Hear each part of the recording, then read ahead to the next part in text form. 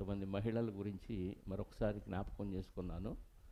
అందులో భాగంగా ఈరోజు ఒక 5గురు మహిళలు ఒక కొత్త చట్టాన్ని తీసుకురావటానికి కారకులయ్యారు. పాత నిబంధన కాలంలో ఒక 5గురు స్త్రీలు, కన్యకలు ఒక కొత్త చట్టాన్ని సాహసంతో తీసుకురావటానికి కారకులయ్యారు. వారి గురించి మనం నేర్చుకుందాం, ప్రార్థన చేసుకొని దేవుని వాక్యాన్ని ధ్యానం చేద్దాం.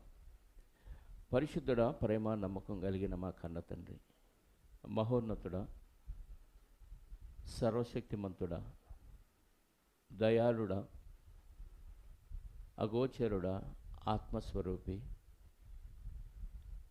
భయంకరమైన మీ నామాన్ని బట్టి మీ స్తోత్రాలు. మీ పేరు ఉచ్చరించడానికే అర్హత లేని మా బ్రతుకుల్లో తండ్రి అని మొరపెట్టే ఉపకారాత్మను మాకు మీ కుమారుడైన క్రీస్తు ద్వారా అనుగ్రహించి, సొంత తండ్రిని ఎలాగైతే మేము పిలుచుకుంటామో అంతకంటే ఎక్కువగా మీలో నుంచి విడిపోయిన భాగమైన మమ్మల్ని తిరిగి తండ్రి అని పిలవగలిగే అదృష్టాన్ని, అవకాశాన్ని మాకు అనుగ్రహించినందుకు మీ స్తోత్రాలు. నిజంగా తండ్రి, ఈ లోకంలో ఒక అధికారితో మేము మాట్లాడాలంటేనే అపాయింట్మెంట్ తీసుకొని మరీ మాట్లాడాలి. అలాంటిది సమయమనక అసమయమనక ఏ సమయంలో తండ్రి అని మొరపెట్టినా వినటానికి చెవియొగ్గి ఆలకిస్తున్న మా గొప్ప దేవ, మీ స్తోత్రాలు. భూమి మీద మా మనవలు మీరు ఆలకించారని విశ్వసిస్తూ ఇప్పటి వరకు మీ కుమారుడైన క్రీస్తు ద్వారా మాకు ఇచ్చిన రక్షణను జ్ఞాపకం చేసుకొని, సిలువలో ఆయన పడిన శ్రమలను జ్ఞాపకం చేసుకోవటానికి మీరు ఇచ్చిన అవకాశాన్ని బట్టి స్తోత్రాలు. తద్వారా మిమ్మల్ని స్తుతించి ఆరాధించి ఘనపరచడానికి మీరు ఇచ్చిన ఈ అవకాశాన్ని సద్వినియోగం చేసుకున్నామని భావిస్తూ, ఇంకా కొన్ని మాటలు మేము నేర్చుకున్నటకు సిద్ధపడుతూ ఉండగా అందులో ఉన్న ఆత్మీయమైన అర్థాన్ని కూడా మేము ఆలకించి ఆలోచించి ఆ విధానంలో ముందుకు కొనసాగే భాగ్యాన్ని మాకు ప్రసాదించమని, మా రక్షకుడు మా కోసం త్యాగము చేసి మృతి పొంది సమాధి చేయబడి తిరిగి లేచి మీ కుడిపార్శ్వన ఆసీనుడై మా కొరకు ప్రార్థనలు, విజ్ఞాపనలు చేస్తూ త్వరలో తిరిగి మా కొరకు భూమి మీదకి వచ్చి మమ్మల్ని పరలోకానికి తీసుకెళ్ళటానికి సిద్ధపడి ఉన్న మీ కుమారుడైన క్రీస్తు యేసు పరిశుద్ధ నామములో ప్రార్థించి అడిగి వేడుకొనిచున్నాను పరలోకపు తండ్రి, ఆమేన్. చేరువచ్చిన మీ అందరికీ ప్రభు అయిన క్రీస్తు నామములో నా శుభములు, వందనాలు. ప్రభునందు ప్రియమైన దేవుని వారలారా, ఐగుప్తులో ఇశ్రాయేలీలు సుమారు 400 సంవత్సరాలు బానిసలుగా ఉన్నారు. ఇదంతా మనకు తెలిసిందే. వాళ్ళు దేవునికి మొరపెట్టినప్పుడు దేవుడు వారి మొర ఆలకించి, జాగ్రత్తగా వినండి, అటు ఇటు చూసుకోవద్దు, ఏందమ్మా అక్కడ సమస్య ఉన్నా సర్దుకోండి ముందుకి. ఏది వెనకోళ్ళు సర్దుకో అనేలోపే ముందోడు సర్దుకోవటానికి ప్రయత్నం చేయండి. ఐగుప్తులో 400 సంవత్సరాలు వారు బానిసలుగా ఉండి, వారికి బుద్ధి వచ్చినప్పుడు దేవునికి మొరపెట్టినప్పుడు దేవుడు వారి మొర ఆలకించి ఒక ప్రవక్తని లేదా ఒక నాయకుడిని దేవుడు పుట్టించి ఆయన ద్వారా పాలుతేనెలు ప్రవహించే కనాను దేశానికి నడిపించడానికి ఐగుప్తులో నుండి వారిని బయటికి రప్పించారు. ఆ సందర్భంలో సుమారుగా అక్కడి నుంచి బయటికి వచ్చినప్పుడు జనాభా లెక్కలో 1 సంవత్సరం దాటి 2వ సంవత్సరంలో ప్రవేశించిన తర్వాత జనాభా లెక్కలు లెక్కించారు మోషే గారు. సంఖ్యాకాండం 1వ అధ్యాయంలో ఆ సందర్భం ఉంటుంది. ఒకసారి ఆ సందర్భాన్ని చూసుకొని ముందుకు వెళదాం. సంఖ్యాకాండం 1వ అధ్యాయము 1వ వచనం నుండి చదువుదాం. వారు ఐగుప్తు దేశంలో నుండి బయలుదేరి వెళ్ళిన 2వ సంవత్సరము 2వ నెల 1వ తేదీని, 2వ సంవత్సరం 2వ నెల 1వ తేదీని సీనారి అరణ్యమందలి ప్రత్యక్షపు గుడారములో యెహోవా మోషేతో, అంటే దేవుడు ఆల్రెడీ అప్పటికి గుడారం నమూనా ఇవ్వటం, ఆ గుడారంలో దేవుని మహిమ రావటం, అక్కడికి మోషే గారిని పిలిచి చెప్పాడు దేవుడు, ఇశ్రాయేలీల వంశముల చొప్పున వారి వారి పితరుల కుటుంబములను బట్టి వారి వారి పెద్దల చొప్పున మగవారినందరినీ లెక్కించి, నోట్ దిస్ పాయింట్, మగవారినందరినీ లెక్కించి సర్వసమాజ సంఖ్యను వ్రాయించుము. ఇశ్రాయేలీలలో సైన్యముగా వెళ్ళు వారిని అనగా 20 ఏండ్లు మొదలుకొని పైప్రాయము గల వారిని తమ తమ సేనలను బట్టి నీవును అహరోను, ఎవరెవరు లెక్కించాలి? అహరోను మోషే గారు లెక్కించాలి. ఎవరిని లెక్కించాలి? వినండి, అందరు చెప్పండి సమాధానం. 20 ఏళ్ళు మొదలుకొని పైప్రాయము కలిగిన స్త్రీల పురుషులు స్త్రీలను లెక్కించలేదు. వాళ్ళ లెక్క ఎంత అంటే మొదటి అధ్యాయము 46వ వచనం చదవండి. లెక్క పెడితే ఆయా వంశాలలో లెక్కించబడిన వారు లేవీయులు తప్ప లెక్కింపబడి 6,03,550 మంది 20 ఏళ్ళు పైబడిన పురుషుల సంఖ్య. కాల్బలము అంటారు, అంటే నడవగలిగిన వారు. స్త్రీలను లెక్కించలేదు. 6,03,550 మంది. ఇది క్రీస్తు పూర్వం 1444లో జరిగిన జనాభా సంఖ్య. 1444. మన వైపు వచ్చేసరికి కౌంటు తగ్గుతూ వస్తుంది.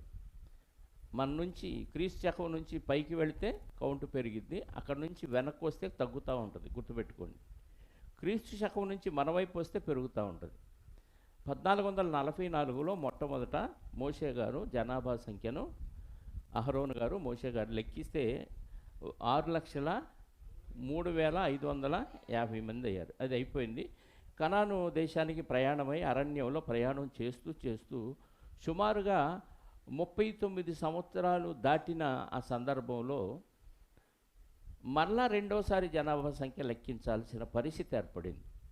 కారణం ఏంటంటే అక్కడి నుంచి బయలుదేరి వచ్చిన వాళ్ళు దారిలో సనగటం, గొనగటం, నీళ్ల కోసం, తిండి కోసం, రకరకాల అవసరాల కోసం మోషే గారి మీద, దేవుడి మీద సనగటం వలన 6,03,550 మందిలో 6,03,548 మంది చచ్చిపోయారు. ఎంతమంది మిగిలారు? 2 మిగిలారు. ఏమంటే ఈ లెక్కలు మనం ఎందుకు వేస్తున్నామంటే అందరినీ కనాను దేశంలో ప్రవేశింప చేయాలని కదా దేవుడు తీసుకొచ్చాడు. మధ్యలో చంపాలనుకున్నాడా? లేదు కదా. మరి ఎందుకు చనిపోయారంటే ఇందులో మనం నేర్చుకోవాల్సిన పాఠం ఏంటంటే ఐగుప్తులో నుంచి విడుదలైన సందర్భాన్ని ఒక పాపపు లోకంలో నుండి దేవుడు మనల్ని విడిపించాడు. వాళ్ళనేమో పాపపు బానిసత్వపు, శరీర సంబంధమైన బానిసత్వం నుండి విడిపించాడు. దానికి సాదృశ్యంగా ఈరోజు లోకములో, పాపపు లోకములో, పాపం అనే బానిసత్వంలో నుండి యేసుక్రీస్తు ద్వారా దేవుడు మనల్ని విడిపించాడు. అంటే విడిపించటం అనేది రక్షణ. మనకి ఐగుప్తీయుల నుండి రక్షించాడు ఇశ్రాయేలీయుల్ని. సాతాను నుండి, పాపము నుండి యేసుక్రీస్తు ద్వారా ఇక్కడ దేవుడు రక్షించాడు. అక్కడ మోషే గారి ద్వారా రక్షించాడు, ఇక్కడ యేసుక్రీస్తు ద్వారా మనల్ని రక్షించాడు. అంటే రక్షించబడిన వారు పరలోకం చేరేదాకా గ్యారెంటీ ఉందా లేదా?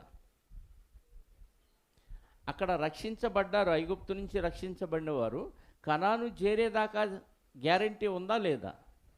లేదు. ఎందుకు?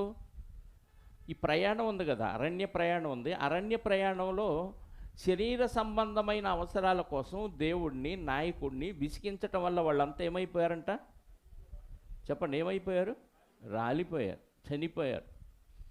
ఈ మాట మనకి అదే సంఖ్యాకాండంలో రాయబడి ఉంటుంది. 26వ అధ్యాయము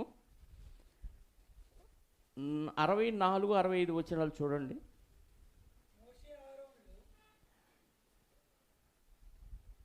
26వ అధ్యాయము 64, 65 వచనాలు. మోషే అహరోనులు సీనాయి అరణ్యములో ఇశ్రాయేళ్ల సంఖ్య చేసినప్పుడు అక్కడ లెక్క పెట్టారు కదా, 1 సంవత్సరం 2వ నెల 1వ తేదీన అక్కడ లెక్కించబడినప్పుడు లెక్కింపబడిన వారిలో ఒక్కడైనను ఎవరిలో ఇప్పుడు జనాభా ఇప్పుడు లెక్కేసే వారిలో లేరు, ఇప్పుడున్న బతికున్న వారిలో లేరు. ఏలయనగా వారు నిశ్చయముగా అరణ్యములో చనిపోవుదరని యెహోవా వారిని గూర్చి, మీరు చస్తారా మధ్యలోనే అని చెప్పేశాడు దేవుడు ముందే. ఎందుకంటే వాళ్ళ క్యారెక్టర్ దేవుడికి తెలుసు కాబట్టి. యెఫున్నె కుమారుడైన కాలేబును నూను కుమారుడైన యెహోషువయు తప్ప వారిలో ఒక్కడైనను మిగిలి ఉండలేదు. అంటే బాప్తీసు తీసుకున్న వెంటనే పరలోకం వెళ్ళిపోతాం కన్ఫర్మ్. కనాను దేశానికి పంపించటానికే ఐగుప్తు నుంచి వాళ్ళని విడిపించాడు, పరలోకం చేర్చడానికే మనల్ని పాపము నుండి దేవుడు విడిపించాడు. అక్కడ బయలుదేరినోళ్ళు కనాను దేశంలో చేరలా. ఎందుకని? మధ్యలో పాపం చేశారు కాబట్టి రాలిపోయారు. ఇప్పుడు బాప్తీసం పొందిన మనం పరలోకం చేరలా, ఇంకా ప్రయాణంలో ఉన్నాం. వాళ్ళు అరణ్య ప్రయాణం, మనం లోకం అనే అరణ్యంలో ప్రయాణం, జనారణ్యంలో ప్రయాణం, వారు నిజమైన అరణ్యంలో ప్రయాణం. చేరేదాకా గ్యారంటీ లేదు. అంటే వాళ్ళను చూసి మనం నేర్చుకోవాల్సిన పాఠం ఏంటంటే జాగ్రత్తగా ఉండాలి. తిండి కోసం, మాంసం కోసం, నీళ్ల కోసం, ఉల్లిపాయలు, కీరకాయలు, కూరగాయలు, ఇంకేంటి కూరాకులు, ఈ చిన్న చిన్న వాటి కోసం దేవుడి దగ్గర సనిగారంట. అంటే సణుగులు అంటే లోపల ఉంటాయి, బయటికి రావు కదా. అంటే లోపల ఉన్న దేవుడికి అర్థమవుతాయా? అర్థమవుతాయి. అందువల్ల వాళ్ళు అరణ్యంలో ఏమైపోయారు అంటే, మొదటి వర్తమానంలో మనం విన్నట్టు కలిగిన వాడితో తృప్తి కలిగి ఉండమన్నాడు. ఆ రోజు అదే చెప్పాడు. దేవుడు ఏది ఇస్తే అది తినంతే. నీకు మాంసం ఇచ్చాడు ఈరోజు, హ్యాపీ. లేదు ఏమి ఇవ్వలేదా, హ్యాపీ. పచ్చడే ఇచ్చాడా, హ్యాపీ. ఏది ఇచ్చినా హ్యాపీ అనగలిగే స్థాయిలో మనం ఉంటే ఖచ్చితంగా పరలోకానికి వెళ్ళిపోతాం, పరమ కనాను. అయితే ఈ ప్రయాణంలో వాళ్ళంతా రాలిపోయారు, ఇద్దరు తప్ప అన్నాడు. ఓకే, ఇప్పుడు ఈ ప్రయాణంలో వాళ్ళంతా రాలిపోతే వాళ్ళకు దారిలో మధ్యలో పుట్టిన వారు ఉన్నారు, వాళ్ళు ఇప్పుడు పెరిగి పెద్దవారు అయ్యారు. మరలా రెండోసారి జనాభా సంఖ్యను లెక్కేయమని చెప్పాడు. ఎందుకంటే జనాభా బయలుదేరి వచ్చిన వాళ్ళు 6,03,548 మంది రాలిపోయారు. మిగిలింది ఇద్దరు. ఇప్పుడు ఉన్న కొత్త తరం ఎంతమంది ఉన్నారో లెక్కేయండి అన్నాడు. ఒకసారి ఆ లెక్కను కూడా మనం చూడగలిగితే 26వ అధ్యాయము మొదటి నుంచి, సంఖ్యాకాండము 26వ అధ్యాయము. ఆ తెగులు పోయిన తరువాత యెహోవా మోషేకును యాజకుడకు అహరోను కుమారుడైన ఎలియాజరుకును ఇలాగూ సెలవిచ్చాను. అక్కడ ఎవరెవరికి చెప్పాడు? మోషే గారికి, అహరోను గారికి. ఇక్కడ అహరోను గారు చనిపోయారు ఈలోపు. ఇప్పుడు అహరోను కుమారుడైన ఎలియాజరు, మోషే గారు ఎలియాజరు జత మారింది. మోషే గారు ఉన్నారు, ప్లేసు అహరోను గారి ప్లేస్ ఎలియాజర్కి వచ్చింది. వీళ్ళకి చెప్పాడు ఇప్పుడు ఏమని, మీరు ఇశ్రాయేలు సర్వసమాజములోను 20 ఏళ్ళు మొదలుకొని పైప్రాయము కలిగి ఇశ్రాయిల్లో సేనగా బయలుదేరు వారందరి సంఖ్యను వారి వారి పితరుల కుటుంబములను బట్టి వ్రాయించుడి. కాబట్టి 20 ఏండ్లు మొదలుకొని పైప్రాయము గలవారిని లెక్కింపుడని యెహోవా మోషేకును ఐగుప్తు దేశము నుండి వచ్చిన ఇశ్రాయిళ్లకును ఆజ్ఞాపించినట్లు మోషేయు యాజకుడగును ఎలియాజర్ను ఇశ్రాయిలు మోయాబు మైదానములలో ఎరికో యొద్దనున్న యోర్దాను దగ్గర ఉండగా జనసంఖ్యను చేయుడని వారితో, అక్కడెక్కడ చెప్పింది ప్లేసు? ఫస్ట్ జనసంఖ్య అప్పుడు ప్లేస్ ఏంటి? సీనాయి అరణ్య ప్రాంతం. ఇక్కడికి వచ్చింది ఏ ప్లేసు? మోయాబు, ఎరికో ఎదురుగా యోర్దాను నది దగ్గరలో ఉన్న మోయాబు మైదానం. అంటే ప్లేస్ మారింది. ఎందుకంటే 39 ఇయర్స్ గడిచిపోయినాయి, 39 ఏళ్ళు దాటినాయి. కాబట్టి ప్లేస్ కూడా మారింది. ఇంకా దగ్గరకు ఆ యోర్దాను నది దాటితే కనాను దేశానికి వెళ్ళిపోతారు. అంటే దగ్గరకు వచ్చారు. దగ్గరలో రాలిపోయిన వాళ్ళు కూడా ఉన్నారు. ఎందుకంటే కొంతమంది స్త్రీలతో వ్యభిచారం చేయటం వలన అక్కడ రాలిపోయిన వాళ్ళు జనసంఖ్య చాలామంది ఉన్నారు. అక్కడ ఎంతమంది రాలిపోయారంటే 9వ వచనం 25వ వచనంలో అధ్యాయంలో 24,000 మంది ఆ తెగులు చేత చనిపోయారు. తెగులు ఎందుకు వచ్చిందంటే వీళ్ళకొక్కరి తెగులు పట్టింది కాబట్టి.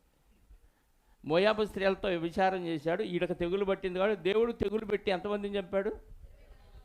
24,000 మంది. అంతకుముందే మిగతా వాళ్ళంతా రాలిపోయారు, లక్షలు లక్షలు రాలిపోయారు. మిగిలిన వాళ్ళలో 24,000 మంది ఇక్కడ రాలిపోతే మిగిలింది ఇద్దరు. ఇప్పుడు ఉన్నదంతా కొత్త జనరేషన్. ఈ కొత్త జనరేషన్ యొక్క జనాభా సంఖ్య ఎంత అని చెప్పాడు అని అంటే 26వ అధ్యాయము 51వ వచనం చూద్దాం. ఇశ్రాయేలీయులలో కొత్త జనరేషన్లో లెక్కించబడిన వీరు 6,10,730 మంది. ఎంతమంది తగ్గారు మొదటి జనాభా లెక్కకి? ఎక్కడికి? 6,03,550లో 6,01,730 తీసేయండి సుమారు. ఎందుకు రెండోసారి లెక్కించమన్నాడు దేవుడు? ఉన్నవాళ్ళు ఎటు కనాన్ దాటితే, అది యోర్దాను నది దాటితే వెళ్ళిపోతారు కదా. ఎందుకు లెక్కించమన్నాడు అంటే కారణాన్ని చెప్పాడు దేవుడు. 52వ వచనం నుండి 26వ అధ్యాయము. యెహోవా మోషేకు ఇలాగూ సెలవిచ్చాను, వీరి పేర్ల లెక్క చొప్పున ఆ దేశమును వీరికి స్వాస్యముగా పంచిపెట్టవలెను. ఎందుకంట వీళ్ళ పేర్లు జనాభా ఎందుకు లెక్కేయమన్నాడంటే వీళ్ళ పేర్ల లెక్క చొప్పున స్వాస్థ్యాన్ని ఆ కనాను దేశంలో పంచిపెట్టాలి. ఎక్కువ మందికి ఎక్కువ స్వాస్థ్యమును ఇవ్వవలెను, తక్కువ మందికి తక్కువ స్వాస్థ్యమును ఇవ్వవలెను. దాని జనసంఖ్యను బట్టి ఆయా గోత్రములకు స్వాస్థ్యమును ఇవ్వవలెను. చీట్లు వేసి ఆ భూమిని పంచిపెట్టవలెను. వారు తమ పితరుల గోత్రముల జనసంఖ్య చొప్పున స్వాస్థ్యమును పొందవలెను. ఎక్కువ మందికేమి తక్కువ మందికేమి చీట్లు వేసి ఎవరి స్వాస్థ్యమును వారికి. ఇది యెహోషువ గారికి చెప్పాడు దేవుడు. చీట్లు వేసి స్వాస్థ్యాన్ని పంచిపెట్టడానికి జనాభా లెక్క అన్నమాట. స్వాస్థ్యం అంటే స్థిరత్వం. బంగారం స్థిరాస్తా చరాస్తా? అది స్వాస్థ్యం కాదా?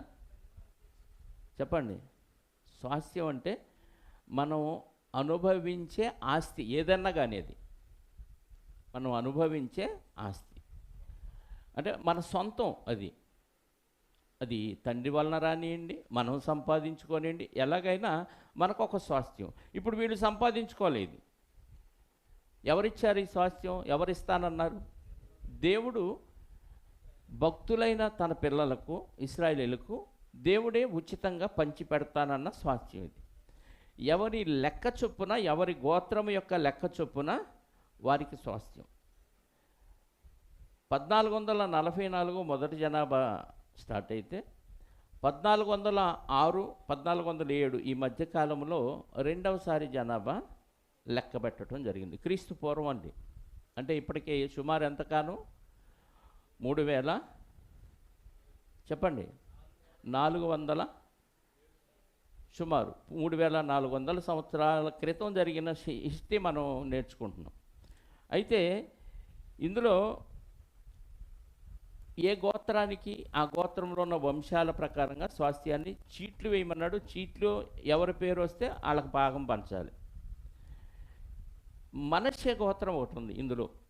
ఇశ్రాయేలు గోత్రాల్లో రూబేను, షిమియోను ఇలా లెక్కేసుకుంటా వస్తే మనష్షే గోత్రం ఒకటి ఉంది. మనష్షే గోత్రం అంటే ఎవరి సంతానం? వీళ్ళు యోసేపు గారికి పుట్టిన ఇద్దరు కుమారులు, ఒక ఆయన ఎఫ్రాయిము, ఒక ఆయన మనష్షే. ఈ మనష్షే గోత్రం సగం యోర్దాను నదికి అటువైపున ఉంది. రూబేనీలు, గాదీలు, మనష్షే అర్ధగోత్రం వారు ఇటు తీసుకున్నారు.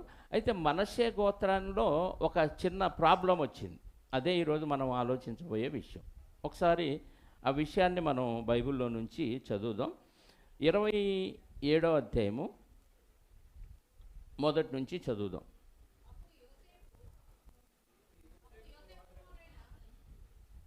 అప్పుడు యోసేపు కుమారుడైన, అట్లా మొక్కలు చేసామనుకోండి కిచిడి అయిపోద్ది.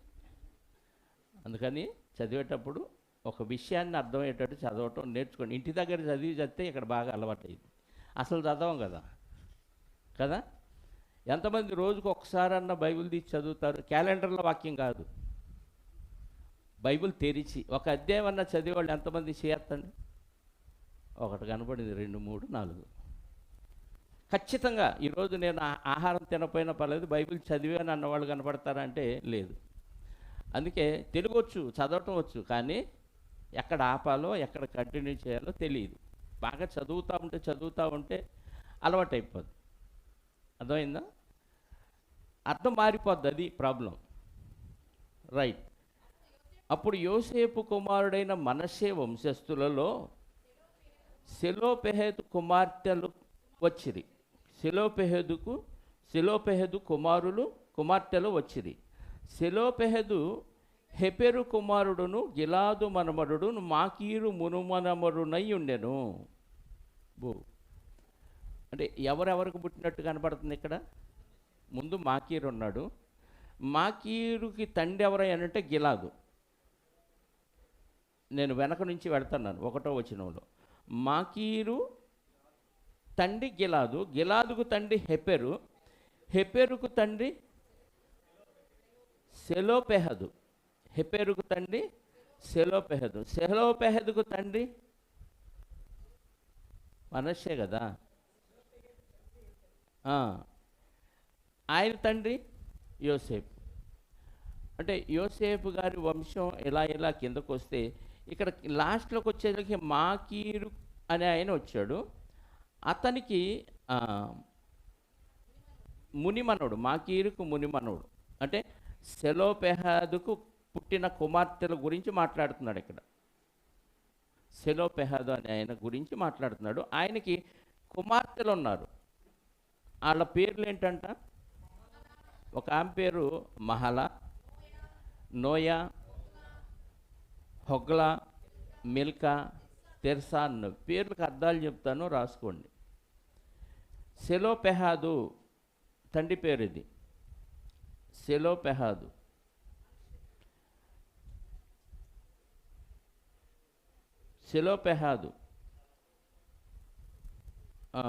ఆయనకి కుమార్తెలు 5. మహల అనే ఆమె పేరు అర్థం వ్యాధి లేదా సాత్వికము అని అర్థం. మహల మొదటి కుమార్తె కదా. 2వ కుమార్తె పేరు నోయా. నోయా అంటే ముఖస్థుతి, అంటే ముఖమాటానికి పొగట్టం అని అర్థం. ముఖస్థుతి నోయా అంటే. 3 హొగ్లా. హొగ్లా అంటే కౌజు పెట్ట. 4 మిల్కా అంటే రాణి. 4 మిల్కా అంటే రాణి. 5 తెర్సా అంటే హర్షము లేక సంతోషదాయకము. హర్ష లేక సంతోషదాయకము. ఓకేనా? ఈ 5 కుమార్తెలు ఎవరికి పుట్టారంట? సెలోపెహదుకు పుట్టారు. రైట్. వారు ప్రత్యక్షపు గుడారము యొక్క ద్వారమునొద్ద అరణ్యంలో ఉన్నారు. వీళ్ళు ఎక్కడాగితే అక్కడ ఆ ప్రత్యక్షపు గుడారాన్ని అక్కడ పరుస్తారు. అక్కడ గుడారం వేస్తారు, టెంట్ వేస్తారు. దేవుని సమక్షం అది, అందులో మందసం ఉంటుంది. ఇప్పుడు అక్కడ ఎవరు ఉంటారంటే మోషే గారు, అహరోను గారు వీళ్ళు ఉంటారు. ఇప్పుడు ఈ 5 స్త్రీలు ఒక విషయాన్ని గురించి ఎక్కడికి వచ్చారంటే, వారు ప్రత్యక్షపు గుడారము యొక్క ద్వారమునొద్ద మోషే ఎదుటను, అంటే ఎంట్రన్స్లో ఎవరున్నారు? మోషే గారు ఉన్నారు. యాజకుడైన ఎలియాజరు ఎదుటను, ప్రధానుల ఎదుటను, సర్వ సమాజము ఎదుటను నిలిచి చెప్పినదేమనగా, ఏమండి, ఆడవాళ్ళని లెక్కించాల. ఆడవాళ్ళకి ఆ రోజుల్లో అసలు ప్రాధాన్యత లేదు. మన యేసుక్రీస్తు వారు కూడా కొత్త నిబంధనలో 5 రొట్టెలు 2 చేపలు పంచినప్పుడు కానీ, 2 రొట్టెలు కొన్ని చేపలు పంచినప్పుడు కానీ స్త్రీలను పిల్లలను లెక్కించాల. అలాగే పాత నిబంధనలు కూడా అరణ్యము నుంచి బయలుదేరిన ఆ జనాభాలో స్త్రీలను పిల్లల్ని లెక్కించాల. అది 20 ఏళ్ళు కింద ఉన్న వాళ్ళని పురుషులను కూడా లెక్కించలేదు, కానీ 20 ఏళ్ళు పైబడిన వారిని మాత్రమే లెక్కిస్తేనే 6,03,550 మంది వెళ్ళారు మొదట. అంటే స్త్రీలకి అక్కడ స్వతంత్రం లేదు, స్త్రీలు మాట్లాడటానికి అవకాశం లేదు, స్త్రీలు ధైర్యంగా విషయాన్ని పంచుకునే అవకాశం కూడా లేని ఆ స్థితిలో ఈ 5 కుమార్తెలో సెలోపెహాదు అనే ఆయనకి పుట్టిన ఈ 5 కుమార్తెలు సాహసించారు, ధైర్యం చేశారు. ఎవరో ఒకళ్ళు ఉన్నప్పుడు అక్కడికి వెళ్ళారంటే పర్వాలా, ఇక్కడ ఎవరెవరు ఉంటే వాళ్ళు వెళ్ళారని చూస్తే మోషే గారు ఒక ఆయన ఉన్నాడు ద్వారం దగ్గర, ప్రత్యక్ష గుడారం ద్వారం దగ్గర. ఆయన దగ్గర ఎవరున్నారంటే యాజకులు ఉన్నారు, ఎలియాజర్ గారు. ఆయన పక్కనే ఎవరున్నారు? ప్రధానులు ఉన్నారు. అంటే ఇశ్రాయేల్లో ముఖ్యమైన గోత్రానికి ఒకడు చొప్పున ప్రధానులు అక్కడ ఉన్నారు. వాళ్ళతో పాటు సర్వ సమాజము ఎదుట నిలిచి చెప్పినదేమనగంటే వీళ్ళు ముందే ప్లాన్ చేసుకున్నారు. మనం ఒక విషయాన్ని, మనకున్న సమస్యని వీళ్ళందరి ముందు తెలియచేయాలి అనుకొని మరి ముందుగా కబురు చేశారో ఏమో. ఎందుకంటే అందరూ ఒకసాట కూడటం అనేది జరగదు కాబట్టి, ఏదన్నా సపరేట్ మీటింగ్ ఉంటేనే జరిగింది కాబట్టి ఈ 5 పిల్లలు, ఆడపిల్లలు సాహసించి సమాజం అంతటినీ కూర్చారు. ఎవరెదుటంటే దేవుని సమక్షంలో. ప్రత్యక్షపు గుడారం దగ్గర మోషే గారు ఉన్నారు. యాజకుడైన యాజకులు అహరోను, ఎలియాజర్ గారు ఉన్నారు. అహరోను గారు లేరు, ఈ ఎలియాజర్ గారు ఉన్నారు, ప్రధానులు ఉన్నారు. ప్లస్ సర్వ సమాజం, ఇశ్రాయేల్ సర్వ సమాజం కూడుకున్నప్పుడు వీళ్ళు ఒక విషయాన్ని అక్కడ ప్రజెంట్ చేస్తున్నారు, వ్యక్తపరుస్తున్నారు. ఏంటదంటే, మా తండ్రి అరణ్యములో మరణమైన రాలిపోయిన వాళ్ళ జాబితాలో మా నాన్న కూడా ఉన్నాడు. చనిపోయారు కదా, ఎంతమంది? 6,03,548 మంది జాబితాలో మా నాన్న కూడా ఉన్నాడు. అయితే అతడు కొరహు సమూహములో అనగా యెహోవాకు విరోధముగా కూడిన వారి సమూహములో ఉండలేదు కానీ, అంటే కొరహు అప్పుడు అబీరాము, దాతాను, కొరహు వీళ్ళంతా గొనిగారు దేవుని మోషే గారికి వ్యతిరేకంగా సనగటం వల్ల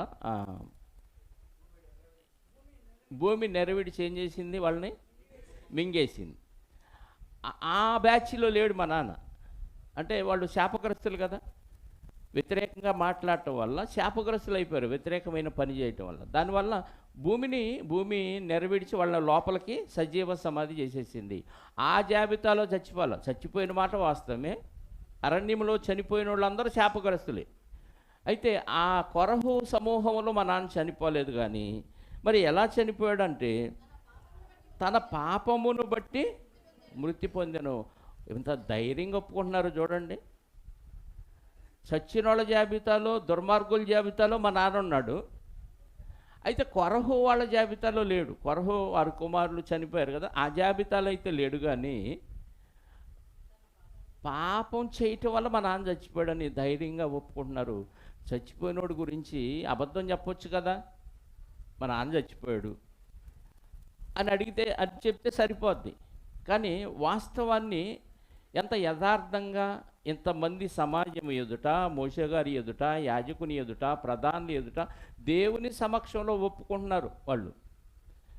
మా నాన్న పాపాన్ని బట్టే చచ్చిపోయాడు, అయితే అతనికి కుమారులు కలగలేదు. అతనికి కుమారులు లేనంత మాత్రము చేత మా తండ్రి పేరు అతని వంశములో నుండి మాసిపోనేలా. మాసిపోవటం అంటే మర్చిపోవటం, పేరు మర్చిపోవటం. మనం కూడా అంతే కదా, చచ్చినోడు పోయాడు, దినం చేస్తాం, మంచి బిర్యానీలు తింటాం, మళ్ళీ సంవత్సరం వచ్చేదాకా ఆడి పేరు గుర్తుండదు ఎవరికి, మాసిపోయింది పేరు. అట్లా 2-3 ఏళ్ళు చేస్తాం, మర్చిపోతాం, పేరు మాసిపోయిందిరా అంటాం. అంటే చనిపోయిన వాళ్ళ పేర్లలో మా నాన్న పేరు కూడా మాసిపోలేదు. గుర్తుండాలంటే ఏం చేయాలంటే ఏదో ఒక స్మారక చిహ్నం పెట్టాలి. మనకు అక్కడక్కడ విగ్రహాలు కనపడతాయి కదా, ఎందుకు ఆ విగ్రహాలు చూసినప్పుడు మనకేం గుర్తొస్తుంది? పలానా ఆయన విగ్రహం ఇది, ఈయన దేశానికి ఈ పని చేశాడు, ఆయన జ్ఞాపకం చేసుకుంటాం. ఆ విగ్రహం చూడగానే ఆయన చేసిన కార్యక్రమాలు తెలిసిన వాళ్ళకి జ్ఞాపకం వస్తాయి. ఇప్పుడు మా నాన్న పేరు మాసిపోనేలంటే దేవుడు ఏం చేశాడంటే వీళ్ళకి వంశాల ప్రకారంగా స్వాస్థ్యాన్ని పంచుతున్నాడు. పలాని గోత్రంలో పలాని వంశం వాళ్ళకి ఈ ప్లేసు, పలాని వంశం వాళ్ళకి ఎక్కువ మందికి ఎక్కువ ప్లేసు, తక్కువ మందికి తక్కువ ప్లేసు యెహోషువ గారికి ఆజ్ఞించాడు పంచమని. కాబట్టి వీళ్ళు మా నాన్న పేరు పురుషులుంటేనే కదా పంచుతుంది. స్వాస్థ్యం ఎవరికి పంచుతున్నారంటే 20 ఏళ్ళు మొదలుకొని పైప్రాయం కలిగిన ఆ పురుషులు ఉంటేనే ఆ వారసత్వంగా ఆస్తి పంపకాలు జరుగుతున్నాయి. అప్పటి వరకు ఏమి లేదంటే ఆడపిల్లలకు కూడా ఆస్తి పంచే చట్టం లేదు మోషే ధర్మశాస్త్రంలో. దేవుడు మోషే గారి ద్వారా ఇచ్చిన ధర్మశాస్త్రంలో ఆడపిల్లలకి ఆస్తిలో వాటా అనేది లేదు. ఎందుకంటే వీళ్ళు యుక్త వయసు రాగానే పెళ్ళిళ్ళు చేసి పంపించేయటం వీళ్ళ పని. కాబట్టి ఆస్తిలో వాటా లేదు. ఇప్పుడు మా నాన్నకి పురుషులు లేరు, మగపిల్లలు లేరు, మేము 5గురం ఆడపిల్లలు.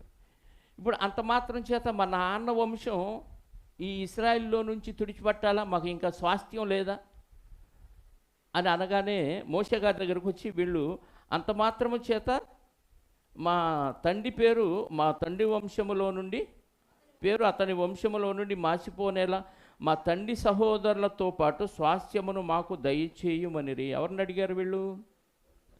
మోషే గారిని అడిగారు.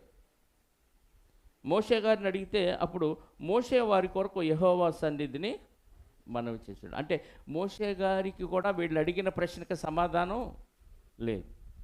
ఇశ్రాయేల్లో వివాదం ఉన్నప్పుడు వాళ్ళ మామగారు ఇత్రో గారు ఇచ్చిన సలహా మేరకు చిన్న చిన్న సమస్యలు అంటే కొంతమంది తీరుస్తారు, ఇంకొంచెం పెద్దదైతే ఇంకొంతమంది తీరుస్తారు, ఇంకొంచెం పెద్దదైతే ఇంకో కొంతమంది న్యాయాధిపతులు తీరుస్తారు. అన్నిటికంటే సుప్రీంకోర్టు లాగా మోషే గారికి పెద్ద పెద్ద కేసులు వస్తాయి.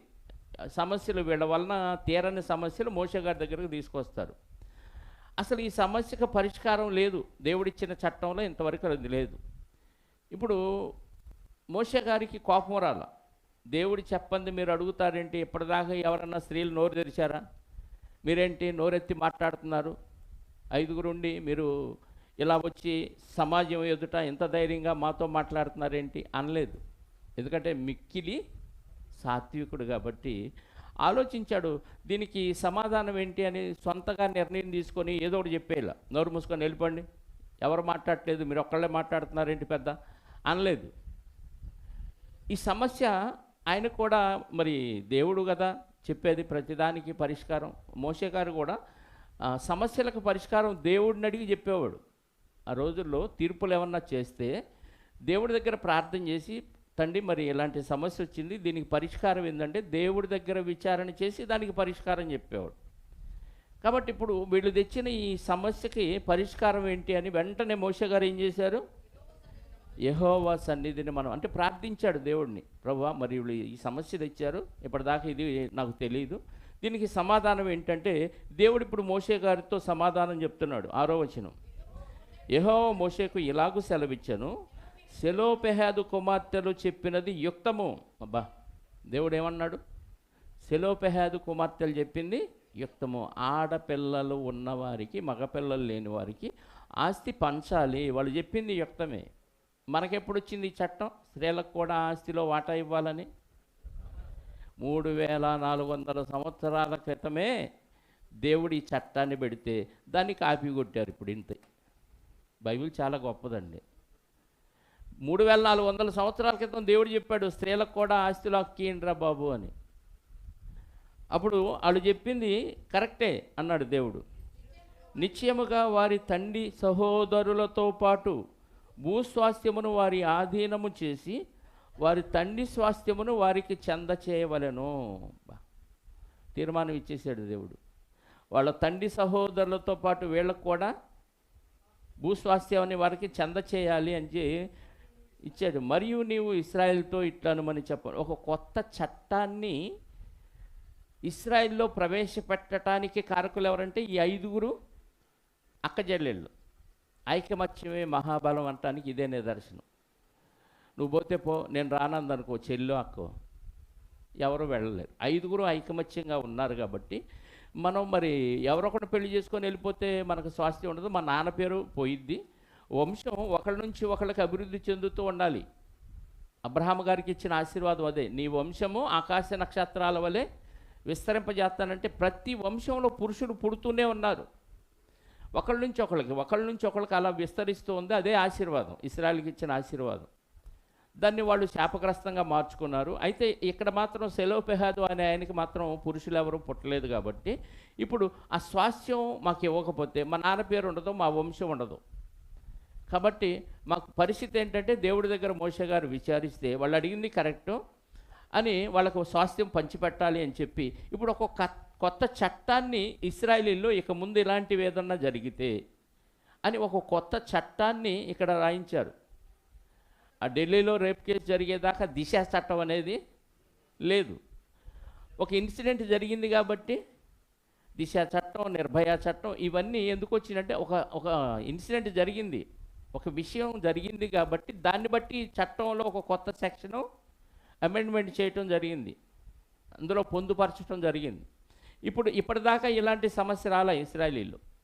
కాబట్టి ఇప్పుడు ఈ సమస్య వచ్చింది కాబట్టి దీనికి పరిష్కారం దేవుడు చెప్పి ఇక నుంచి ఇలాంటి సమస్యలు కాదు, దీనికి సంబంధించిన ఎలాంటి సమస్య వచ్చినా దానికి పరిష్కారం చెప్తున్నాను మోషే, వ్రాసుకో అని చెప్పేశాడు దేవుడు. ఏంటా పరిష్కారం? ఒకనికి కుమారులు లేని ఎడల, ఎన్నో వచనం 8, మరియు నీవు ఇశ్రాయేలుతో ఇట్లు చెప్పవలను, ఒకడు కుమారుడు లేక మృతి పొందిన ఎడల మీరు వాని భూస్వాస్థ్యమును వాని కుమార్తెలకు చెంద చేయవలను. కుమారుడు లేకపోతే కుమార్తెలకు ఇచ్చేయండి. అంతకుముందు లేదు ఈ చట్టం. ఇప్పుడు కొత్త చట్టాన్ని, కొత్త సెక్షనే చెప్తున్నాడు. కుమార్తెలకు చెంద చేయవలను. వానికి కుమార్తెలే కానీ కుమార్తె లేని ఎడల వాని అన్నదమ్ములకు వాని స్వాస్థ్యముని ఇవ్వలను. కుమారుడు లేడు, కుమార్తె లేదు, ఇప్పుడు ఎవరికి ఇవ్వాలి? ఎవరైతే ఆస్తి సంపాదించి చనిపోయాడో అతని బ్రదర్స్కి ఇవ్వండి. తమ్ముడు ఉన్నా అన్నయ్య ఉన్నా అతనికి ఇచ్చేయండి. వానికి అన్నదమ్ములు లేని ఎడల వాని భూస్వాస్థ్యమును వారి తండ్రి అన్నదమ్ములకు ఇవ్వలను. అంటే పెదనాన్న చిన్నాన్న పిల్లలకి ఇచ్చేయాలి. వాని తండ్రికి అన్నదమ్ములు లేని ఎడల, అంటే పెదనాన్న చిన్నాన్న కూడా లేరు, ఒక్కడే పుట్టాడు, ఆడికి పిల్లలు పుట్టలేదు, ఆడు చచ్చిపోయాడు. వానికి తండ్రికి అన్నదమ్ములు లేని ఎడల వాని కుటుంబములో వానికి సమీపమైన జ్ఞాతికి దాన్ని ఇవ్వలను. సమీపమైన జ్ఞాతి అంటే సమీపమైన బంధువు అని అర్థం. దగ్గర బంధువులు ఎవరన్నా ఉంటారు కదా, ఇంకొంచెం వెనక్కి వెళ్తే పెదనాన్న చిన్నాన్న పిల్లల కంటే ముందు తరాల్లో ఉంటాడు కదా, ముత్తాత పిల్లలు, ఆ సమీప బంధువుల్లో ఎవరికైనా దాన్ని ఇవ్వలను. వాడు దాన్ని స్వాధీనపరుచుకొను. యెహోవా మోషేకు ఆజ్ఞాపించినట్లు ఇది ఇశ్రాయేలులకు విధించబడిన కట్టడ. ఈ 5 స్త్రీలు ఒక కొత్త సెక్షన్ని తీసుకురావటానికి వారికి ఉన్న ఐకమత్యం, వారికి ఉన్న సాహసం, వారికి ఉన్న ధైర్యం ఉపయోగపడింది. దీన్ని బట్టి మనం నేర్చుకోవాల్సిన నీతి ఏంటి? ఇది అయిపోయింది. వీళ్ళు అడిగారు, మోషే గారు శాంక్షన్ చేశారు. శాంక్షన్ చేసిన మోషే గారు చచ్చిపోయాడు, తర్వాత చచ్చిపోతాడు కదా. ఇప్పుడు పగ్గాలు ఎవరికి ఇచ్చారు? యెహోషువ గారికి ఇచ్చారు. ఇప్పుడు మోషే గారు చనిపోయారు, వీళ్ళు కనాన్ దేశానికి వెళ్ళారు. యెహోషువ గారు ఒక్కొక్క గోత్రానికి ఒక్కొక్క స్వాస్థ్యం పంచిపెడతా ఉన్నాడు. యుద్ధాలు చేస్తున్నారు, జయిస్తున్నారు. ఒక్కొక్క ప్రాంతాన్ని ఒక్కొక్క గోత్రానికి పంచిపెడుతూ ఉన్న క్రమంలో ఇప్పుడు సందర్భం వచ్చింది. మళ్ళీ ఈ 5 స్త్రీలు ఏం చేశారంటే యెహోషువ గారి దగ్గరికి వెళ్ళారు. వెళ్ళి 17వ అధ్యాయం యెహోషువ గ్రంథం 17వ అధ్యాయము మొదటి నుంచి చూద్దాం ప్రియులారు. 17వ అధ్యాయము మొదటి నుంచి. మనష్షే యోసేపు పెద్ద కుమారుడు గనుక అతని గోత్రమునకు అనగా మనష్షే పెద్ద కుమారుడు గిలాదు దేశాధిపతియునైన మాకీరునకు చీట్ల వలన వంతు వచ్చాను. అతడు యుద్ధ వీరుడైనందున అతని గిలాదును బాషానును ఇచ్చాను. గిలాద్ అనే ప్రాంతం, బాషాన్ అనే ప్రాంతం ఇచ్చాడు. మనష్షేలో మిగిలిన వారికి అనగా అబియజరీయులకును, హేలకీయులకును, అసిరియేలీయులకును, షెకెమీయులకును, హెపెరీయులకును, షెమీదీయులకును వారి వారి వంశముల చొప్పున వంతు వచ్చాను. వారి వంశములను బట్టి యోసేపు కుమారుడైన మనష్షే యొక్క మగ సంతానం ఇది. అయితే మనష్షే మునిమనుడు మాకీరును, ఇనుమనువడును, గిలాదు మనమడును, హెపెరు కుమారుడైన సెలోపెహాదుకు కుమార్తెనే కానీ కుమారులు పుట్టలేదు. అతని కుమార్తెల పేర్లు మహలా, నోయా, హొగ్లా, మిల్కా, తెర్సా అనునవి. వారు యాజకుడైన ఎలియాజరు ఎదుటికి, నూను కుమారుడైన యెహోషువ ఎదుటికి, ప్రధానుల ఎదుటికి వచ్చి మళ్ళీ ఇక్కడికి వచ్చారు. అక్కడ మోషే గారు బతుకున్నప్పుడు మోషే గారు, యాజకుడు అయిన ఎలియాజరు, ప్రధానులు, సర్వ సమాజం ఎదుటికి వచ్చి ఈ విషయం చెప్పారు. మోషే గారు ప్రార్థన చేశారు, దేవుడు కొత్త చట్టాన్ని ఇచ్చాడు. ఆ చట్టం అమలవలే ఇంకా. కాబట్టి ఇప్పుడు పంపకాలు జరుగుతున్నాయి. చీట్లు వేసి యెహోషువ గారు స్వాస్థ్యాన్ని పంచుతున్న సందర్భం కనాను దేశంలోకి వెళ్ళి. ఇప్పటిదాకా వాళ్ళకి పంపకం లేదు. మోషే గారు అయితే శాంక్షన్ చేశాడు దేవుడిని అడిగి, కానీ పంపకాలు జరగాలి. ఇప్పుడు మళ్ళీ యెహోషువ గారి దగ్గరికి, ఎలియాజర్ గారి దగ్గరికి ఇంకెవరున్నారు? యెహోషువ ఎదుటికి, ఎలియాజర్ ఎదుటికి, ప్రధానుల ఎదుటికి వచ్చి, మా సహోదరుల మధ్య మాకు స్వాస్థ్యం ఇవ్వాలని యెహోవా మోషేకు ఆజ్ఞాపించినని మనం గుర్తు చేశారు. వెనక సందర్భం.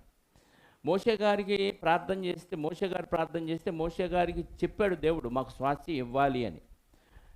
ఇప్పుడు ఈ విషయం యెహోషువ గారికి తెలుసా తెలీదా? చెప్పాలి. ఆ మోషే ఎప్పుడు శాంక్షన్ చేశాడో నాకు తెలియదు. మన గవర్నమెంట్ ఆఫీసులో ఏంది, ఆఫీసర్ మారిపోయాడు అనుకో, నీ ఫైల్ కనపడదు ఇక. ఆ పోయినోడు ఏడ తగలేసాడో చెత్తబుట్టలో నాకు సంబంధం, మళ్ళీ కొత్త అప్లికేషన్ పెట్టంటారు కదా. ప్రభుత్వం మారింది, పాత అప్లికేషన్ పెట్టుకున్న వాళ్ళందరూ మళ్ళీ ఏమైపోయినాయి, చెత్తబుట్టలో పడిపోతాయి. మళ్ళీ కొత్తగా పెట్టుకోండి అంటారు. అది వృద్ధాప్య పెన్షన్ కానీ ఇంకేదన్నా కానీ ఆధార్ కార్డు కానీ ఏది పెట్టుకున్నా మళ్ళీ కొత్తగా పెట్టుకోండి. ఎందుకు? ప్రభుత్వం మారింది. మోషే గారి దగ్గర శాంక్షన్ చేయించుకున్నారు వీళ్ళు. ఇప్పుడు యెహోషువ గారికి వచ్చినాయి పగ్గాలు. వచ్చి మోషే గారికి దేవుడు చెప్పాడు మాకు స్వాస్థ్యం పంచమన్నాడంటే యెహోషువ గారు ఏమనాలి? వాస్తవంగా అయితే మనలాంటి గవర్నమెంట్ ఎంప్లాయ్ అయితే, లేదా రాజకీయ నాయకుడు అయితే, ఆయన పోయాడమ్మా, ఆయన పంచాయతీలు అయిపోయినాయి, ఇప్పుడు నాది పెత్తనం కుదరదు. ఎక్కడన్నా జరిగిందా గత చరిత్రలో? లేదు. గెట్అవుట్ అనలే. ఎందుకంటే మోషే గారిని అంటిపెట్టుకునే ఉన్నాడు యెహోషువ గారు. మోషే గారిని విడిచిపెట్టల. మోషే గారికి సేవ చేస్తూ శిష్యుడిగా ఆయన దగ్గరే ఉన్నాడు, మోషే గారి దగ్గర యెహోషువ. అందుకే నెక్స్ట్ దేవుడే యెహోషువ గారికి ఇచ్చాడు నాయకత్వం. కాబట్టి మోషే గారి దగ్గరికి వచ్చి వీళ్ళు వచ్చి అడిగినప్పుడు మోషే గారు ప్రార్థన చేసి తీసుకున్న విషయాలన్నీ యెహోషువ గారికి తెలుసు. కాబట్టి వెంటనే యెహోషువ గారు ఏం చేశారు? యెహోవా సెలవిచ్చినట్టు వారి తండ్రి యొక్క సహోదరుల మధ్య వారికి స్వాస్థ్యములు ఇచ్చాను. వాళ్ళు అడిగారు, వెంటనే స్వాస్థ్యాలు ఇచ్చాడు. కాబట్టి యోర్దాను వదన ఉన్న గిలాదు బాషాన్లు గాక మనష్షీలకు 10 వంతులు హెచ్చుగా వచ్చాను. ఎందుకంటే వీళ్ళు 5 ఎక్స్ట్రా సంపాదించారు కాబట్టి. అర్థమైందా? అంటే వీళ్ళు చేసిన ఆ సాహసం, ఐకమత్యం, అందరూ కలిసి ఒక ధైర్యంతో అధికారుల దగ్గరికి వెళ్ళి అడగటం, దేవుడికి కూడా అది నచ్చటం, దేవుడు మోషే గారి ద్వారా శాంక్షన్ చేయటం, దాన్ని యెహోషువ గారి కాలంలో అమలుపరచడం జరిగింది. ఐగుప్తు బానిసత్వం నుంచి విడిపించబడిన వారిలో స్త్రీలను లెక్కలేని స్థితిలో ఉంచిన ఆ కాలంలో న్యాయమైన వాళ్ళ కోరికను స్వాస్థ్యం విషయంలో మాత్రం ఖచ్చితంగా దేవుడు అందరికీ సమానంగా పంచాడు. స్వాస్థ్యం విషయంలో దేవుడు అందరికీ సమానంగా పంచాడు. ఇప్పుడు కొత్త నిబంధనకు వచ్చేసరికి మన స్వాస్థ్యం ఏది చెప్పాలి. ఫిలిప్పీ పత్రిక 3వ అధ్యాయము 20వ వచనం చూడండి.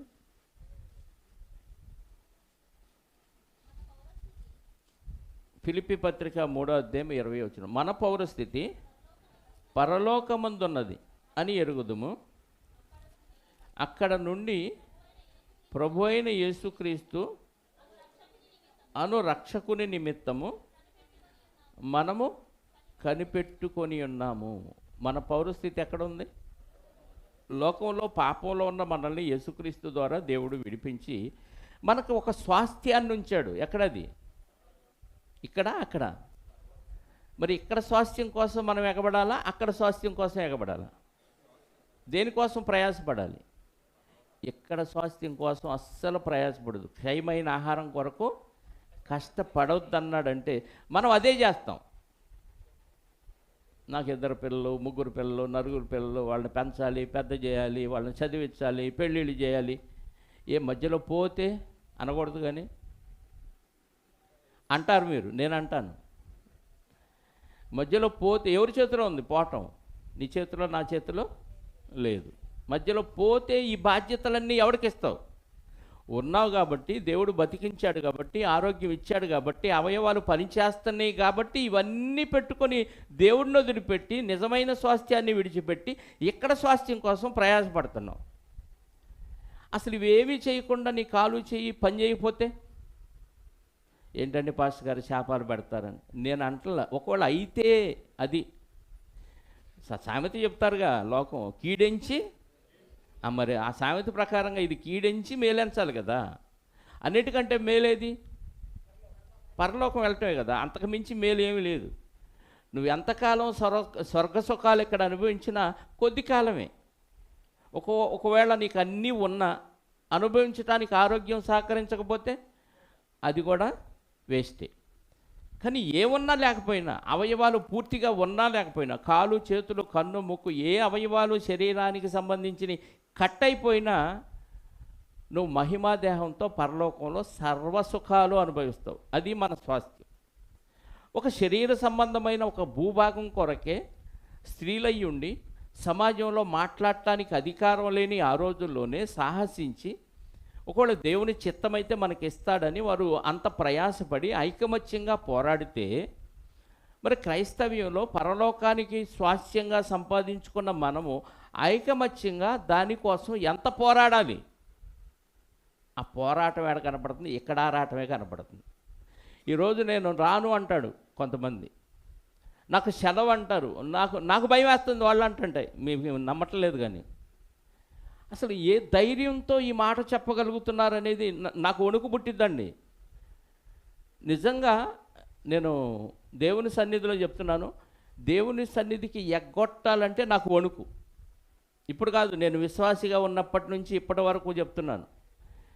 మానేశాననుకో పొరపాటున, ఇక ఆ రోజంతా తిక్కగా ఉంటుంది, గిలిగిలిగా ఉంటుంది, భయంకరంగా ఉంటుంది నా పరిస్థితి. దాదాపుగా ఎక్కడ ఎప్పుడు మానేయాల నాకు గుర్తుండి. ఒకవేళ పొరపాటుగా అనారోగ్యం వల్ల మానేస్తే కూడా చాలా బాధ ఉంటుంది.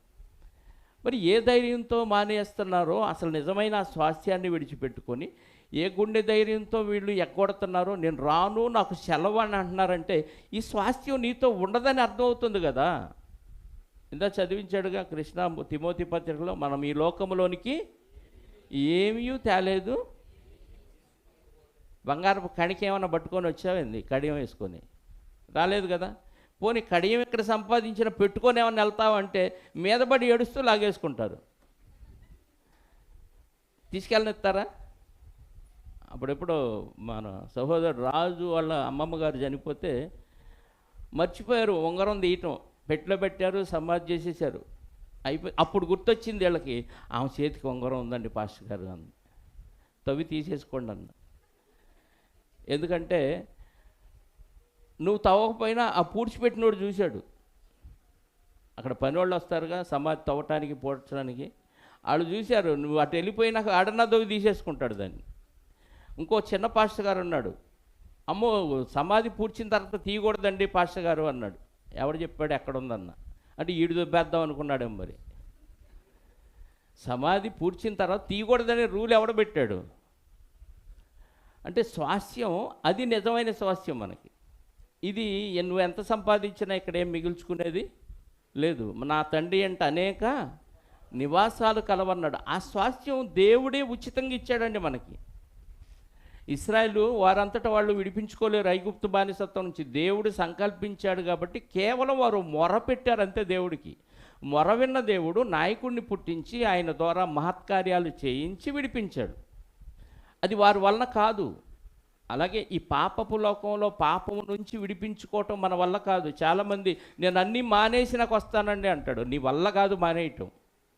దేవుడు సహాయం ఉంటేనే నువ్వు ఏదైనా మానేయగలవు. ఇంద్రియ నిగ్రహము కలిగిన ఆత్మనిచ్చాడు, కానీ పిరికితనం కలిగిన ఆత్మను అంటే నీలోనికి పరిశుద్ధాత్ముడు వస్తే నువ్వు మానేయగలవు. రాకపోతే నువ్వేమీ మానేయలేవు, ఏమీ చేయలేవు. ఇది మన వల్ల కాదు. మానవుడు తలుచుకుంటే ఏదైనా అసాధ్యమైనది ఏది లేదని మనం అనుకుంటాం, కానీ అసాధ్యమైనవి చాలా ఉన్నాయి. మనిషి తలుచుకున్న ఒక ఒరిజినల్ పువ్వును తయారు చేయమనండి మానవుడు తలుచుకుంటే, ఒరిజినల్ ఫ్రూట్ తయారు చేయమనండి, ఏ కాయ అయినా సరే ఒరిజినల్గా లాంటివి చేస్తారు. అంతేనా? ఒరిజినల్గా ఒక ఆకునే, ఒక పువ్వునే, ఒక కాయనే తయారు చేయలేని మనిషి పాపం నుంచి ఎలా విడిపించుకోగలడు? విడిపించుకోలేడు. అందుకే దేవుడే మన యందు కనికరపడి తన కృప ద్వారా యేసుక్రీస్తు వారిని బలిగా అర్పించి మనకు పరలోకంలో స్వాస్థ్యం ఇచ్చాడు. ఈ స్వాస్థ్యం ఆ రోజుల్లో పురుషులకే ఇచ్చాడు. వీరు సెలోపెహదు కుమార్తెలు అడగటం వలన దేవుడిని అడిగి ఒక సెక్షన్ని సంపాదించి ఆ సెక్షన్ ద్వారా వీళ్ళకు కూడా స్వాస్థ్యాన్ని పంచాడు. కానీ ఈరోజు స్త్రీలు అడక్కముందే, మాకు స్వాస్థ్యం కావాలి పరలోకం అని అడక్కముందే దేవుడే ఆలోచించి ఏం చేశాడో తెలుసా? గలతీ పత్రిక 3వ అధ్యాయము 20వ వచనం నుండి చదువుదాం. గలతీలకు రాసిన పత్రిక 3వ అధ్యాయము 20వ వచనం నుంచి. మధ్యవర్తి ఎవనికి మధ్యవర్తి? ఒకనికి మధ్యవర్తి కాడు కానీ దేవుడొక్కడే. ధర్మశాస్త్రము దేవుని వాగ్దానములకు విరోధమైనదా? అట్లా అనరాదు. జీవింపజేయగల శక్తి గల ధర్మశాస్త్రము ఇయ్యబడి ఉన్న ఎడల వాస్తవముగా నీతి ధర్మశాస్త్రం మూలముగానే కలుగును కానీ యేసుక్రీస్తునందరి విశ్వాస మూలముగా కలిగిన వాగ్దానము విశ్వసించు వారికి అనుగ్రహించమంటూ లేఖనము అందరినీ పాపములో బంధించెను. విశ్వాసం వెల్లడి కాక మునుపు ఇక ముందుకు బయలుపరచబడు విశ్వాసము అవలంబింపవలసిన వారముగా చెరలో ఉంచబడినట్టు మనము ధర్మశాస్త్రానికి లోనైనాం, అంటే బంధించబడిన వారంగా ఉన్నాం. కాబట్టి మనం విశ్వాస మూలమున నీతిమంతులమని తీర్చబడినట్లు క్రీస్తునొద్దకు నడిపించుటకు ధర్మశాస్త్రం మనకి బాలశిక్షకుడాయను. అయితే విశ్వాసం వెల్లడాయను గనుక ఇక బాలశిక్షకునికినే ధర్మశాస్త్రం కింద మనం ఉండమని చెబుతూ 26 నుంచి చదువుదాం జాగ్రత్త. యేసుక్రీస్తునందు మీరందరూ విశ్వాసం వలన దేవుని కుమారులై ఉన్నారు. స్త్రీలు కూడా కుమారులే.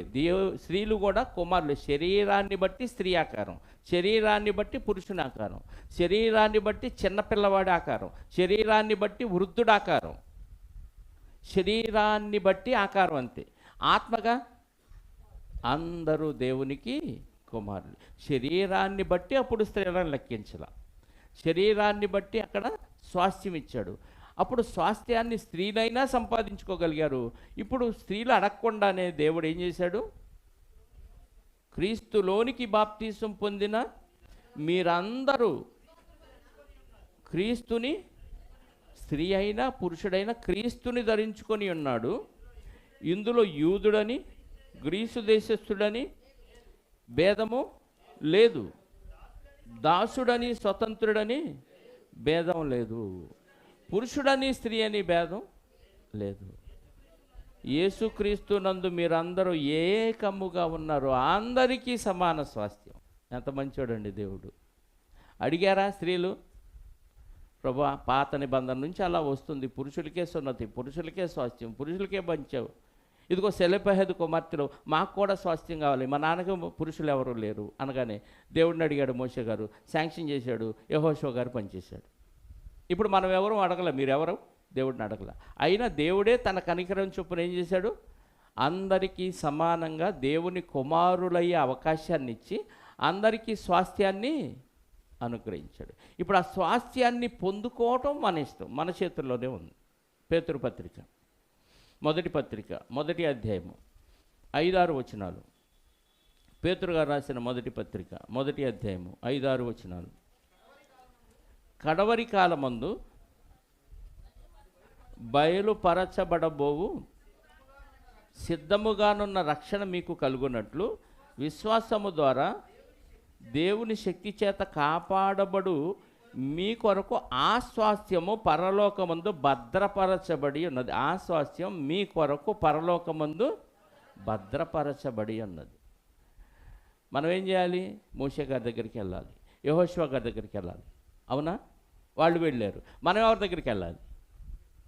ప్రభువు దగ్గరికి వెళ్ళాలి. ప్రభువు చెప్పినట్టు వినాలి. ప్రభువు దగ్గరికి వెళ్ళి ప్రభువు చెప్పినట్టుంటే ఆ భద్రపరచబడిన స్వాస్థ్యాన్ని దేవుడు మనకి అనుగ్రహిస్తాడు. ఇందువలన మీరు మిక్కిలి ఆనందించుతున్నారు కానీ అవసరమును బట్టి నానా విధములైన శోధనల చేత ప్రస్తుతము కొంచెము కాలం మీకు దుఃఖము కలుగుచున్నది. అంటే ఆ స్వాస్థ్యం మనం పొందాలంటే, మనం అక్కడికి వెళ్ళాలంటే మధ్యలో ఏం జరిగింది?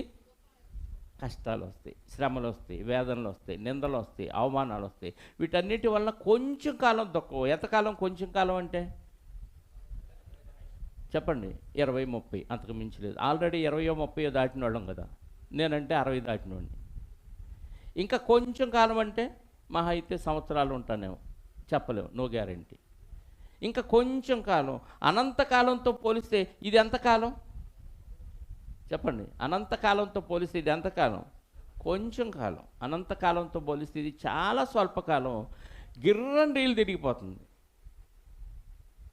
ఎంతసేపు అంటే అలా కళ్ళు మూసి తెరిచినంతసేపు అయింది అక్కడికి వెళ్తే మనకి ఈ కాలం.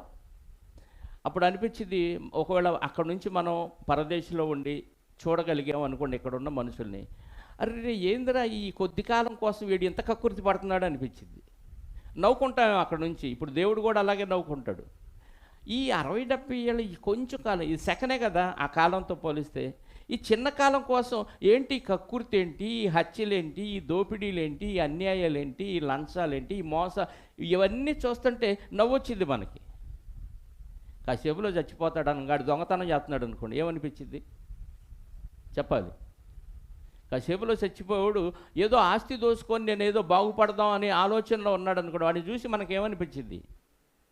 ఇది పిచ్చోడు అనిపించింది కదా. కాసేపులో పోతాడు, ఈ దోచుకున్నది అక్కడే పెట్టి వెళ్ళాలిగా. అక్కడి నుంచి ఇక్కడికి మార్చాడు ప్లేస్, అంతే. ఎక్కడే వదిలిపెట్టి వెళ్ళిపోవాలి. తీసుకెళ్తాడా? ఆడిని చూసి మనకేమనిపించింది? పిచ్చోడు అనిపి. రేపు పరదేశంలో ఉండి మనం ఒకవేళ భూమి మీద బతుకున్న కక్కుర్తి పడేవాళ్ళని చూసామనుకో, మనకేమనిపించింది? ఎకిలిన నవ్వాలనిపించింది.